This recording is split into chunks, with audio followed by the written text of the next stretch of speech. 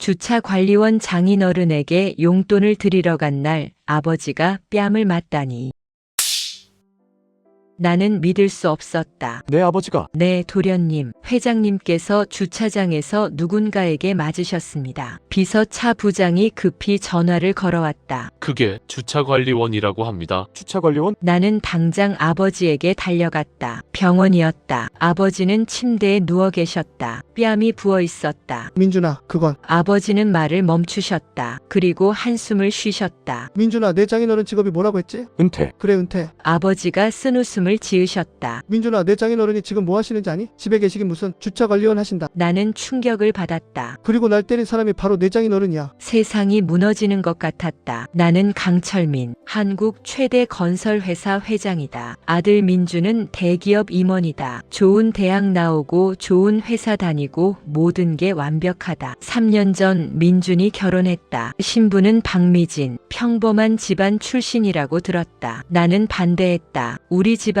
어울리지 않는다고 생각했다. 아버지, 미진이는 정말 좋은 사람이에요. 좋은 사람이면 뭐하니? 집안이 맞지 않잖아. 아버지, 요즘 시대에 그게 중요합니까? 중요하지. 우리는 재벌이야. 격에 맞는 며느리가 필요해. 하지만 민주는 고집을 부렸다. 결국 나는 허락했다. 조건을 걸고 결혼은 해라. 하지만 장인어른을 내 앞에 데려오지 마. 만나고 싶지 않아. 아버지, 그게 싫으면 결혼하지 마. 민주는 어쩔 수 없이 동의했다. 그래서 3년 동안 나는 장인을 한 번도 만나지 않았다. 만날 필요도 없었다. 하지만 오늘 그 장인을 만났다. 그날 아침, 오늘은 중요한 미팅이 있는 날이었다. 나는 회사 주차장에 차를 댔다. 그런데 주차관리원이 다가왔다. 회장님, 여기는 주차 금지 구역입니다. 뭐? 내가 회장인데 어디 대든 내 맘이지. 규칙은 규칙입니다. 다른 곳에 대주세요. 나는 화가 났다. 감히 나한테 이래라 저래라 하다니. 당신 누군데 나한테 명령해. 저는 주차관리원 박준호입니다. 규칙을 지켜주세요. 박준호?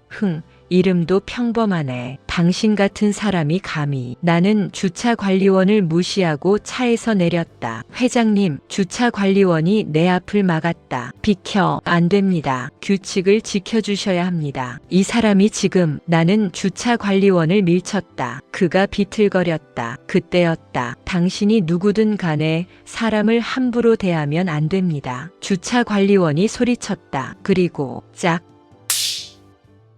내 뺨을 때렸다. 나는 충격을 받았다. 60년 인생에 처음 맞는 따귀였다. 당신, 지금 뭐 한 거야? 잘못하신 분한테 벌을 준 겁니다. 뭐? 저는 비록 주차관리원이지만 사람입니다. 함부로 대하면 안 됩니다. 주차관리원은 당당했다. 전혀 주눅 들지 않았다. 당신, 각오해. 나는 소리쳤다. 주변 사람들이 몰려들었다. 회장님, 비서들이 달려왔다. 그들은 주차관리원을 잡으려 했다. 나요? 저는 잘못한 게 없어요. 주차관리원이 저항했다. 경찰 불러. 내가 소리쳤다. 경찰이 왔고 주차관리원은 연행되었다. 나는 병원에 갔다. 뺨이 부어올랐다. 그리고 비서에게 지시했다. 저 사람 신원 조회해. 네, 회장님. 30분 후 보고서가 나왔다. 회장님, 그 사람은 박준호입니다. 62세. 계속해. 3년 전까지 대기업 부장이었습니다. 명예퇴직했습니다. 그리고 딸이 하나 있습니다. 이름은 박미진. 내 심장이 멈췄다. 박미진? 네. 그리고 그 딸이 도련님과 결혼했습니다. 세상이 무너졌다. 나는 당장 민준을 불렀다. 민준아, 내 장인어른 이름이 뭐냐? 박준호요. 왜 그러세요? 박준호, 맞구나. 나는 한숨을 쉬었다. 민준아, 오늘 내가 내 장인어른한테 따귀를 맞았다. 네? 민준은 충격을 받은 표정이었다. 그리고 나는 내 장인어른을 경찰에 신고했어. 아버지, 왜 그러셨어요? 왜긴 왜야? 나를 때렸는데. 하지만 장인어른이시잖아요. 장인어른인 줄 몰랐어. 주차관리원인 줄만 알았지. 민주는 당황했다. 아버지, 이를 어떡하죠? 어떡하긴 뭘 어떡해. 당장 경찰서 가서 취하해야지. 나는 경찰서로 갔다. 민준도 따라왔다. 장인, 아니 박준호가 조사실에 있었다. 문을 열고 들어갔다. 그와 눈이 마주쳤다. 당신, 박준호는 나를 빤히 쳐다봤다. 전혀 미안해하는 기색이 없었다. 당신이 강철민 회장이군요. 알고 있었어요. 막내딸 결혼할 때 들었습니다. 장인이 강철민 회장이라고. 그럼 왜 나를 때린 거요? 당연하죠. 잘못하셨으니까. 나는 어이가 없었다. 잘못? 내가 뭘 잘못했다는 거요? 저를 사람 취급 안 하셨잖아요. 밀치시고 무시하시고. 그건 당신이 주차관리원이니까. 주차관리원이면 사람 아닙니까? 박준호의 목소리가 커졌다. 저도 사람입니다. 비록 주차관리원이지만 존중받을 자격이 있어요. 나는 말문이 막혔다. 그리고 회장님 한 가지 더 말씀드리죠. 뭐요? 저는 회장님을 사돈으로 인정하지 않습니다. 뭐라고요? 3년 전 우리 딸 결혼할 때 회장님은 뭐라고 하셨습니까? 박준호의 눈에 분노가 차올랐다. 장인을 내 앞에 데려오지 마. 만나고 싶지 않다. 그렇게 말씀하셨죠? 나는 할 말이 없었다. 그 말 듣고 얼마나 마음이 아팠는지 아십니까? 제 딸이 얼마나 울었는지 아세요? 그건 저는 비록 가난하지만 제 딸을 정성껏 키웠습니다. 대학도 보냈고 좋은 사람으로 키웠어요. 하지만 회장님은 저를 무시했어요. 가난하다는 이유로, 주차관리원이라는 이유로 박준호가 자리에서 일어났다. 그래서 오늘 회장님한테 따기를 때린 겁니다. 3년 동안 쌓인 분노를 나는 아무 말도 할 수 없었다. 그날 밤 나는 잠을 이룰 수 없었다. 박준호의 말이 계속 머릿속을 맴돌았다. 주차관리원이면 사람 아닙니까? 저도 존중받을 자격이 있어요. 나는 평생 사람들을 차별해왔다. 돈 많은 사람, 권력 있는 사람만 중요하게 여겼다. 가난한 사람, 힘없는 사람은 무시했다. 그게 당연하다고 생각했다. 하지만 오늘 박준호를 만나고 깨달았다. 나는 잘못 살아왔다. 다음날 나는 박준호를 찾아갔다. 주차장이었다. 그는 여전히 주차관리원 일을 하고 있었다. 박 선생님, 박준호가 나를 봤다. 놀란 표정이었다. 회장님? 왜 오셨습니까? 사과하러 왔습니다. 사과요? 네, 어제 제가 잘못했습니다. 선생님을 사람으로 대하지 않았습니다. 박준호는 잠시 침묵했다. 계속하세요. 저는 평생 돈과 권력만 중요하게 여겼습니다. 사람의 가치를 돈으로 판단했습니다. 하지만 그게 잘못됐다는 걸 이제야 깨달았습니다. 나는 고개를 숙였다. 죄송합니다. 정말 죄송합니다. 박준호는 한참을 나를 바라봤다. 회장님, 사과는 받겠습니다. 하지만 진심이 느껴지지 않습니다. 뭐라고요? 말로만 사과하는 건 쉽습니다. 진짜 변하셨는지 행동으로 보여주세요. 나는 당황했다. 어떻게 하면 됩니까? 간단합니다. 저처럼 사세요. 네? 일주일만요. 일주일 동안 주차관리원으로 일해보세요. 나는 믿을 수 없었다. 제가 주차관리원을요? 네, 그럼 제 마음을 이해하실 겁니다. 하지만 저는 회장인데 그래서 안 하시겠다는 겁니까? 박준호가 냉정하게 물었다. 나는 고민했다. 60년 인생에 한 번도 해본 적 없는 일이었다. 하지만 나는 변하고 싶었다. 알겠습니다. 하겠습니다. 주차관리원이 된 회장. 다음 날부터 나는 주차관리원이 되었다. 회사 사람들은 충격을 받았다. 회장님이 주차관리원을요? 무슨 일이세요? 나는 대답하지 않았다. 그냥 일을 시작했다. 첫날은 지옥이었다. 여기 주차 안 돼요. 차 빼주세요. 사람들의 명령을 받는 게 너무 힘들었다. 나는 평생 명령만 내렸지 받아본 적이 없었다. 이 사람아, 빨리 안 해? 한 운전자가 소리쳤다. 죄송합니다. 나는 고개를 숙였다. 굴욕적이었다. 하지만 참았다. 박준호를 이해하기 위해. 점심시간이 되었다. 나는 편의점에서 김밥을 샀다. 3,000원짜리. 평생 비싼 음식만 먹었는데 김밥이라니. 하지만 의외로 맛있었다. 회장님 어때요? 박준호가 다가왔다. 힘듭니다. 정말 힘드네요. 그죠? 이게 제 일상이에요. 매일매일 존경합니다. 박 선생님, 이런 일을 하시다니. 존경까지는 아니에요. 그냥 생계를 위해 하는 거죠. 박준호가 쓸쓸하게 웃었다. 회장님, 제가 왜 이 일을 하는지 아세요? 왜죠? 딸 때문입니다. 딸요? 네, 미진이가 회장님 아드님과 결혼하면서 많은 걸 포기했어요. 포기요? 자존심, 자유, 모든 걸요. 회장님 집안 눈치를 보며 살아야 하니까요. 박준호의 목소리가 떨렸다. 그래서 저는 절대 딸한테 손 벌리지 않겠다고 다짐했어요. 제 힘으로 살겠다고. 그게 주차관리원이었군요. 네, 부끄럽지만 이게 제가 할 수 있는 일이었어요. 나는 가슴이 뭉클했다. 박 선생님, 죄송합니다. 제가 정말 잘못했습니다. 회장님, 선생님은 정말 훌륭한 아버지십니다. 저보다 훨씬 훌륭하세요. 나는 진심으로 말했다. 1년이 지났다. 나와 박준호의 관계는 완전히 달라졌다. 우리는 이제 친구였다. 나이 차이가 있지만 서로 존중했다. 박 선생님, 오늘 골프 치러 갑시다. 회장님, 저는 골프 못 쳐요. 그럼 가르쳐드리죠. 우리는 함께 골프를 쳤다. 박준호는 서툴렀지만 열심히 배웠다. 회장님, 이거 재밌네요. 그죠? 우리 앞으로 자주 칩시다. 좋습니다. 우리는 웃었다. 주말에는 함께 등산도 갔다. 박 선생님, 천천히 가세요. 회장님이야말로요.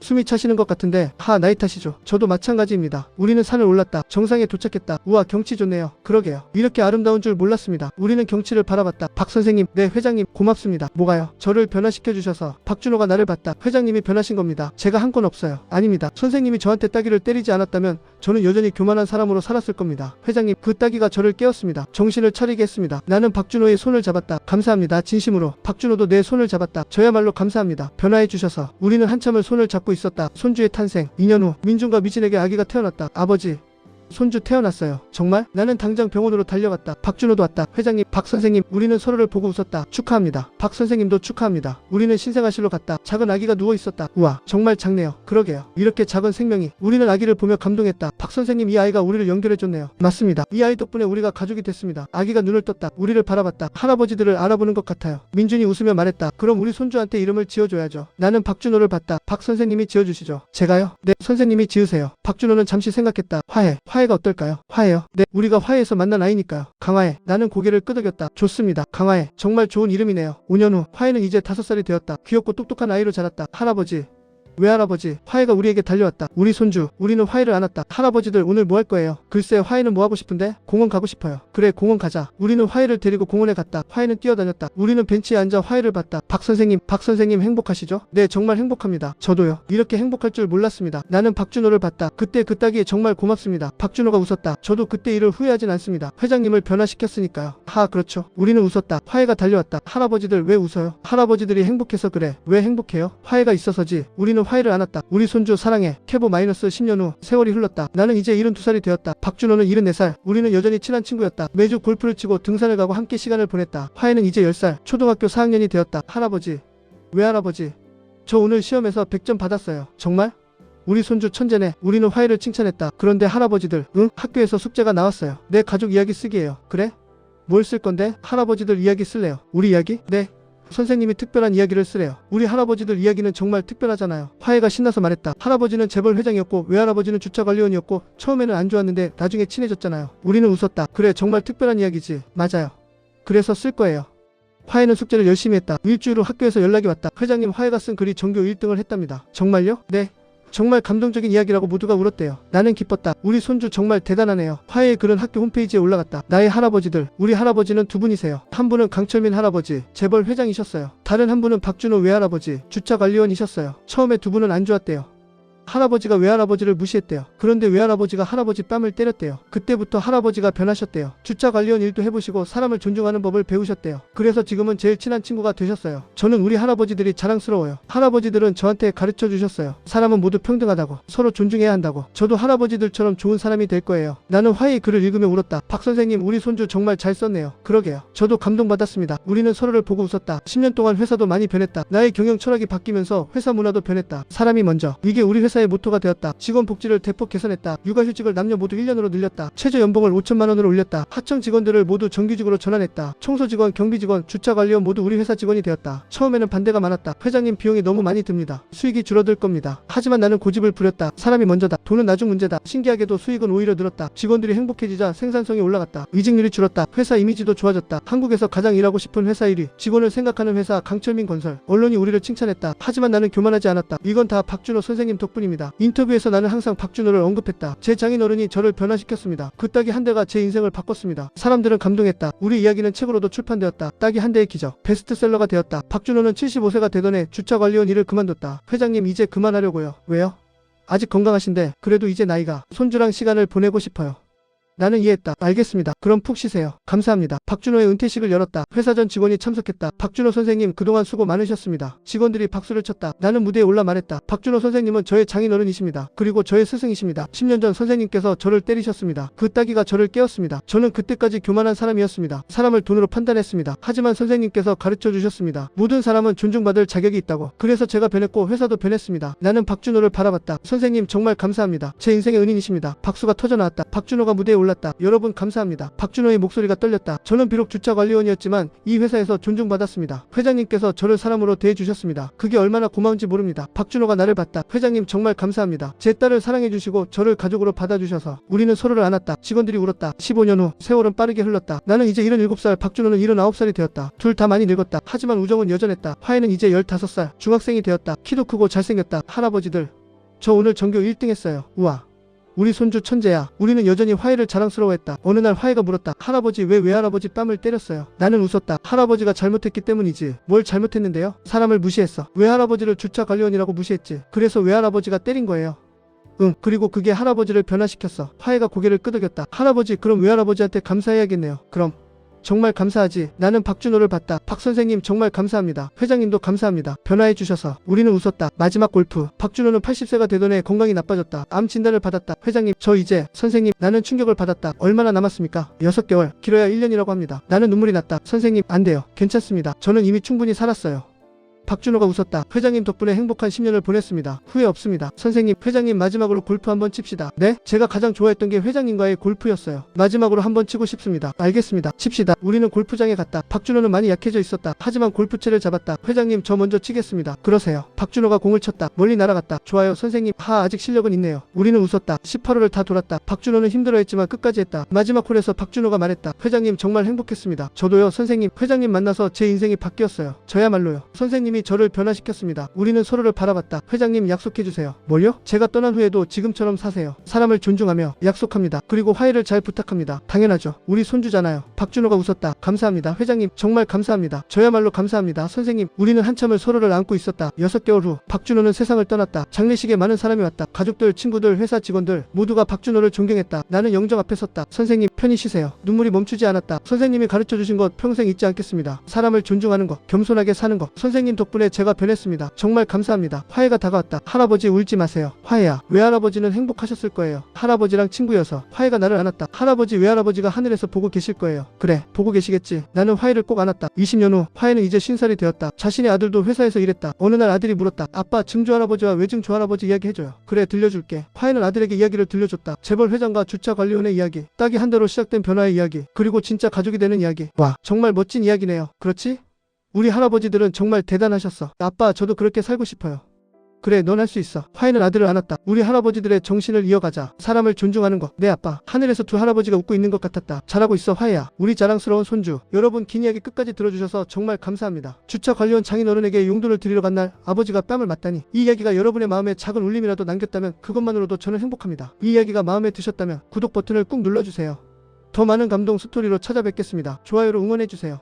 여러분의 좋아요 하나하나가 큰 힘이 됩니다. 댓글로 여러분의 생각을 나눠주세요. 이 이야기에서 가장 감동받은 장면은 여러분은 다른 사람을 어떻게 대하시나요? 이 이야기에서 배운 교훈이 있나요? 알림 설정까지 해주시면 새로운 이야기를 가장 먼저 만나보실 수 있습니다. 이 이야기를 통해 전하고 싶었던 메시지. 모든 사람은 존중받을 자격이 있습니다. 직업이 무엇이든 돈이 얼마든 우리는 모두 평등한 사람입니다. 때로는 딱이 한 대가 필요할 수도 있습니다. 잘못된 것을 깨닫게 하는 용기 있는 행동, 그리고 진정한 변화는 가능합니다. 교만한 사람도 겸손해질 수 있고 적이었던 사람도 가족이 될 수 있습니다. 다시 한번 감사합니다. 오늘 하루 주변 사람들을 존중하는 하루 되시길 바랍니다. 청소하시는 분께, 경비하시는 분께, 배달하시는 분께 따뜻한 인사 한마디 건네보세요. 그것이 세상을 바꾸는 시작입니다. 다음 이야기에서 또 만나요. 여러분 모두 행복하세요.